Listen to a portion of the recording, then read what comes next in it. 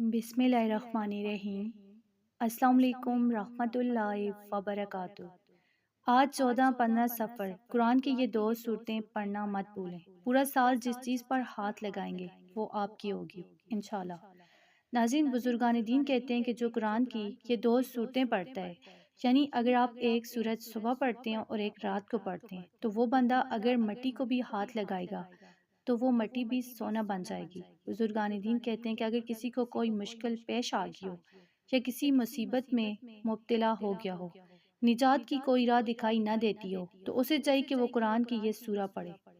حضرت ابی بن کعب رضی اللہ تعالیٰ عنہ سے یہ روایت نقل کی ہے کہ آپ صلی اللہ علیہ وآلہ وسلم نے ارشاد فرمایا، جو شخص اس سورہ کو پڑھتا ہے تو اللہ تعالیٰ اس کی دنیا اور آخرت کی پریشانی مشکلات کو ختم فرما دیتے ہیں۔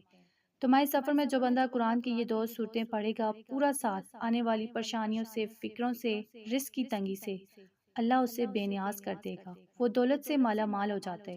تو جو لوگ پریشان ہیں، جن کے مقاصد پورے نہیں ہوتے، جو رزق کی تنگی میں مبتلا ہیں، بیمار ہیں، وہ سفر کے آخری دنوں میں قرآن کی یہ دو صورتیں جو ہیں اکٹھی ملا کر لازمی پڑھیں۔ اگر آپ اکٹھی نہیں پڑھ سکتے تو ایک سورت کو صبح پڑھیں اور ایک سورت کو رات کو پڑھ لیں۔ انشاءاللہ صبح و شام آنے والی مصیبتیں بلائیں آپ سے دور ہو جائیں گی۔ ان سورہ کی برکت سے آپ کے گھر میں اللہ کی برکتیں ہوں گی، رحمتیں ہوں گی۔ نظر بد، حاسدین، دشمنوں کے شر سے، دشمنوں کی چالوں سے، نیز جادو جنات سے بھی انشاءاللہ اللہ آپ کی حفاظت فرمائیں گے، آپ اللہ کی حفاظت میں ہوں گے۔ تو ناظرین، صبح سورج نکلنے کے بعد آپ نے 7 مرتبہ سورہ مزمل پڑھنی ہے اور مغرب کی نماز کے بعد 7 مرتبہ سورہ فاتحہ پڑھنی ہے۔ چھوٹی سی مختصر سی صورتیں ہیں۔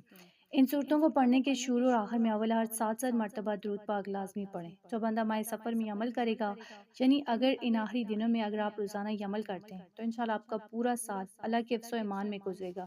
جس چیز پر ہاتھ رکھیں گے وہ آپ کی ہوگی، جیسا چاہیں گے ویسا ہوگا۔ عزت، دولت، شہرت، دنیا کی ہر چیز آپ کے قدموں میں ہوگی انشاءاللہ۔ تو آپ اس عمل کو لازمی کریں، اسے شیئر کریں، ویڈیو کو لائک، چینل کو سبسکرائب کریں۔ جزاک اللہ۔